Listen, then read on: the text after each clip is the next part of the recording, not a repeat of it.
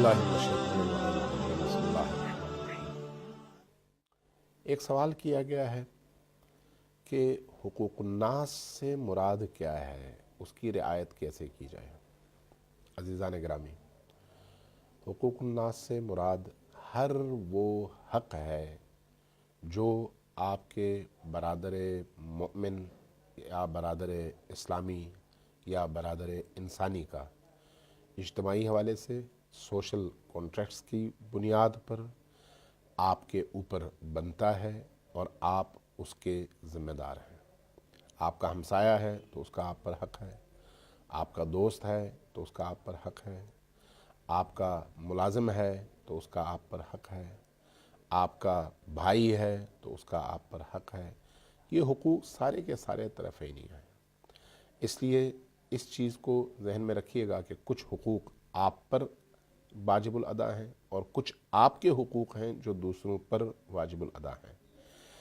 लेकिन इस नुक्ते की तरफ भी तवज्जो दीजिएगा कि कभी भी कोई और शख्स अगर आपका हक़ अदा न करे तो उसकी तरफ से हक़ तलफ़ी इस बात का बाइस नहीं बन सकती कि आप भी उसकी हक़ तलफ़ी करना शुरू कर दें। नहीं, ये इसकी इजाज़त कभी भी नहीं है। आप अपनी ज़िम्मेदारी निभाएंगे और वो अपनी ज़िम्मेदारी निभाएगा। जिसने अपनी ज़िम्मेदारी निभाई नहीं वो अपनी बात का और अपने अमल का और अपने फ़ेल का जवाबदेह है, उससे पूछा जाएगा। लेकिन अगर आपने नहीं निभाया तो आपसे पूछा जाएगा। उसकी कोताहियों के ज़िम्मेदार आप नहीं हैं, इसलिए आपसे नहीं पूछा जाएगा कि उसने ये कोताही क्यों की। और अगर कोताही आपने की है तो उससे नहीं पूछा जाएगा कि आपने क्यों इसको रोका नहीं। वो कोताही का जिम्मेदार हर वो शख्स है जो वो कोताही अंजाम देता है। इस चीज़ में याद रखिएगा कि कुरान करीम ने हमें कहा है फमन यअमल मिस्काल ज़र्रतिन खैरन यरहु वमन यअमल मिस्काल ज़र्रतिन शर्रन यरहु। चाहे सुई के नोक के बराबर ही क्यों ना हो, अगर नेकी है तो तब भी और अगर बुराई है तो तब भी इंसान के सामने आता है और इंसान उसका जवाबदेह है। इसलिए उलमाए अखलाक, उलमाए इरफान, उलमाए माना, बातिनी और रूहानी हवाले से तरबियत करने वाले उलमा इन चीज़ों की तरफ सबसे ज़्यादा तवज्जो देते थे कि उनकी तरफ से किसी और को इस तरह के किसी भी मामले में किसी भी तरह की कोई तकलीफ़ न पहुँचे और कोई शख्स उनसे शिकायत न करे। ये उनकी पूरी तवज्जो होती थी। आयतुल्लाहुल उज़्मा हायरी जो हौज़ इल्मिया क़ुम के मुअस्सिस हैं, वो उनके हवाले से ये लिखा गया है कि एक दिन उनके सामने दो अफराद आए, अपना मुकद्दमा लेकर आए। इन्होंने दोनों की बातें सुनी, सुनने के बाद जो हकदार था उसके हक़ में फ़ैसला किया और जो नाहक था उसके हवाले से कहा कि तुम नाहक पर हो। जिसको ये महसूस होता है कि मेरे हक़ में फ़ैसला नहीं हुआ उसको दुख तो होता है, लेकिन अगर वो बाईमान हो तो उसको सहता है, कहता है ठीक है मेरा हक़ नहीं था, मुझे नहीं मिला। लेकिन अगर बेईमान हो तो फिर वो उस पर रद्द-ए-अमल दिखाता है। इसलिए कुरान करीम ने रसूल करीम सल्लल्लाहु अलैहि वसल्लम को लोगों के दरमियान जज, हाकिम और काजी बनाकर लोगों को इस बात का पाबंद किया कि जो फैसला नबी करीम करेंगे उस पर चूं चरा न करना, चाहे फैसला तुम्हारे हक़ में हो चाहे तुम्हारे खिलाफ हो। अगर तुम्हारे हक़ में है तो बहुत अच्छा, अगर तुम्हारे खिलाफ है तो तब भी तुम्हें राज़ी होना चाहिए। अगर तुम राज़ी नहीं हो तो इसका मतलब यह है कि तुम्हारे अंदर ईमान नहीं है। आयतुल्लाहुल उज़्मा हायरी के पास जब ये दो अशख़ास आए, जिसके हक़ में फ़ैसला हो गया वो तो चला गया, जिसके हक़ में फ़ैसला नहीं हुआ उसको बहुत बुरा लगा।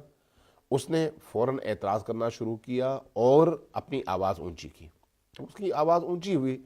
आयतुल्लाहुल उज़्मा हायरी ख़ुद उस्ताद अखलाक थे, काफ़ी देर सब्र करते रहे, लेकिन जब उसकी आवाज़ में कमी नहीं आई तो इन्होंने ज़रा ऊंची आवाज़ से उसको डांटा, डपटा और उसको निकाल दिया। शाम हुई, रात हुई। उनके जो शागिर्द थे उनमें से एक शागिर्द के दरवाजे पर दस्तक हुई। शागिर्द ने उठ के बाहर देखा, आयतुल्लाहुल उज़्मा हायरी हैं। पूछा उस्ताद इस टाइम पे आप? कहा कि हाँ, सुबह जिस शख्स के हवाले से फ़ैसला हुआ था और उस शख्स के हक़ में फ़ैसला नहीं हुआ था जिस पर वो नाराज़ था, मुझे उसके घर ले चलो अगर तुम जानते हो।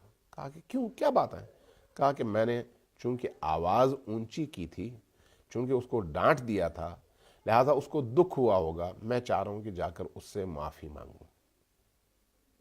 کہنے لگے اس کا تو حق نہیں تھا، زیادتی تو اس کی تھی، چونکہ زیادتی اس کی تھی، ناراض تو آپ کو ہونا چاہیے تھا اور رضامندی آپ کی اس کو حاصل کرنی چاہیے تھی۔ کہا نہیں، وہ جاہل تھا، لیکن میں نے تو اپنی آواز اونچی کی ہے نا، اس کو دلی طور پر تکلیف پہنچائی ہے نا، مجھے جانا چاہیے۔ عرض کیا کہ آپ پھر رہیں، صبح اس کو بلا لیتے ہیں۔ جواب میں فرمایا کہ صبح کس نے دیکھی ہے؟ کیا تمہارے پاس ضمانت ہے کہ میں صبح تک زندہ رہوں؟ اگر میں مر گیا تو اس دنیا میں کیسے میں جواب دوں گا؟ شاگرد کا ہاتھ پکڑا، ساتھ میں چلے گئے، اس شخص کے دروازے پر دستک دی، جیسے ہی وہ آیا اس کو سینے سے لگایا، اس سے معافی مانگی اور اس سے کہا کہ صبح میں نے تمہارے حوالے سے اونچی آواز میں بات کی تھی تو اس کے لیے میں تم سے معذرت خواہ ہوں۔ معافی مانگ کر جب تک گھر نہیں آئے پرسکون نہیں ہوئے۔ یہ کس کی کیفیت ہوتی ہے؟ یہ ان لوگوں کی کیفیت ہوتی ہے جو ہمیشہ خدا کو راضی رکھنا چاہتے ہیں۔